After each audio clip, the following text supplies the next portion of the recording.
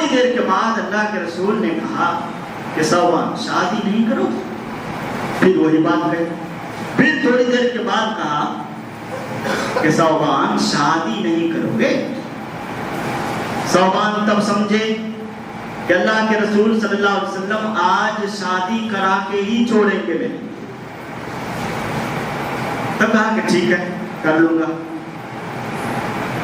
تو کہا کہ مہر کا انتظام کرو. سوچئے، مہر کا انتظام کرو، سونے کا انتظام کرو. لڑکی اگر ہار مانگتی ہے تو بالکل جائز ہے. لڑکی اگر پان، ہماری زبان میں پان مانگتی ہے تو بالکل جائز ہے. لڑکی اگر سونے کی انگوٹھی مانگتی ہے تو بالکل جائز ہے. لیکن لڑکوں کے لیے ایک پان، کھانے والا پان مانگنا بھی حرام ہے. یہ سوچ لیجیے آپ، یہ سوچ لیجیے. کئی بچیوں کو میں نے دیکھا کہ اپنی ان کے والدین نے دیہ کی زمین یعنی بسنے کی زمین بیچ دی شادی کرنے کے لیے. اس سے بڑا اتیاچار، اس سے بڑا ظلم اور کیا ہوگا کہ بیٹی جس کو اللہ تبارک و تعالیٰ نے رحمت بنایا ہے، اس کو آپ نے ایسی زحمت بنا دی ہے کہ دیہ کی زمین بیچنی پڑ رہی. اور 2 بیٹیاں ہیں، باقی جو 1.5 کٹھا ہے شاید اس کو بھی بیچ کے اسے فقیر کی طرح بھیک مانگنی پڑے.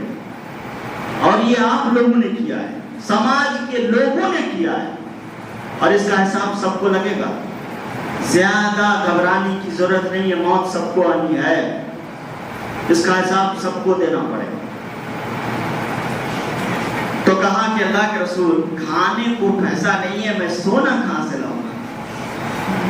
کہا کہ بیٹھو میرے ساتھ مندر میں. یہاں بیٹھے ہوئے ہیں. ایک عورت آئی اور اپنے کانوں کی بالی اللہ کے رسول صلی اللہ علیہ وسلم کو دیتے ہوئے کہا کہ اللہ کے رسول میں اسے صدقہ کرتی.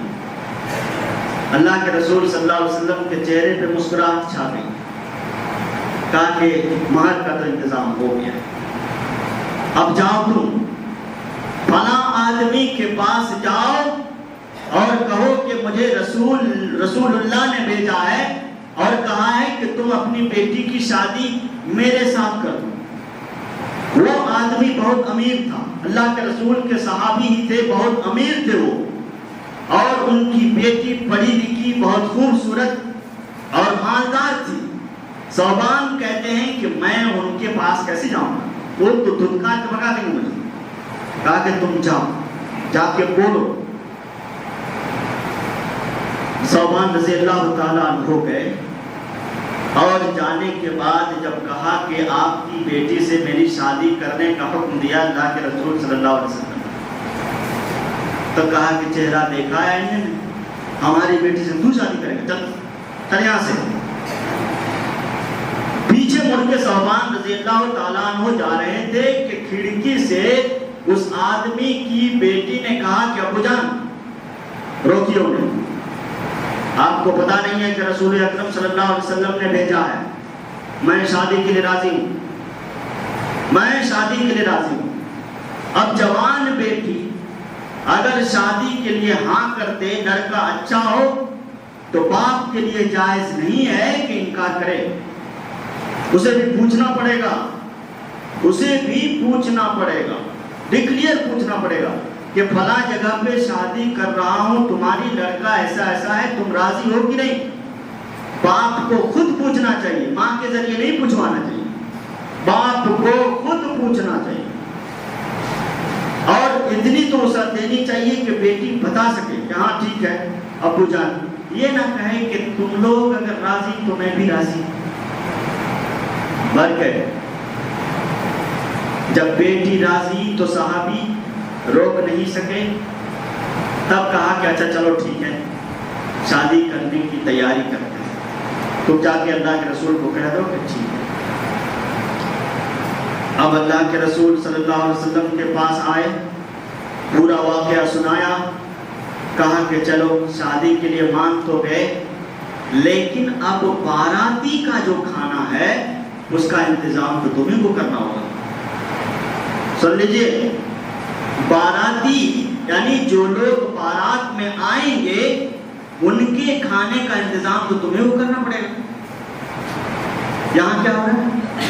یہاں پہ ہو رہا ہے کہ فون گھما کے لڑکے کا باپ شہنشاہ کی طرح بولتا ہے. کیا بولتا ہے کہ میں اتنی بارات میں اتنے لوگ لا رہا ہوں, اس میں فلاں ہندو ہیں, فلاں MLA ہیں, ان کے لیے الگ سے انتظام ہونا چاہیے کھسی کا. ٹھیک ہے, انتظام کروانا درست ہے, لیکن پیسہ آپ کو بھیجنا پڑے گا. پیسہ آپ کو بھیجنا پڑے گا, جو لڑکا ہے اس کو دینا پڑے گا. باراتیوں کا کھانا جو آپ لے جائیں گے,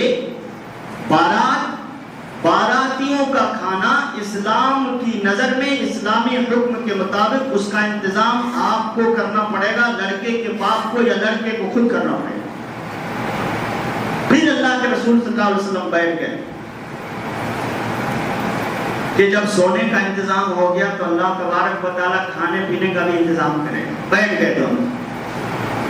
اتنے میں ایک آدمی, اللہ تعالیٰ کی طرف سے انتظام ہو رہا تھا, اتنے میں ایک آدمی بڑے ٹوکرے میں کھجور لیا ہے اور اللہ کے رسول صلی اللہ علیہ وسلم کو دے دیا کہ یہ صدقہ ہے. کہا کہ صوبان کھانے پینے کا بھی انتظام ہو گیا, جاؤ جاؤ کہو, دے کے آؤ اور کہو کہ میں بھی آ رہا ہوں. جو بات باقی لگے, تھوڑا بہت لگے, وہ دے دے گا, اس لیے کہ تم غریب ہو. یعنی بیٹی کا بات بیٹھ کر اس طرح سے صوبان رضی اللہ تعالیٰ عنہ کی شادی ہوئی. اس سے کیا پتہ چلتا ہے؟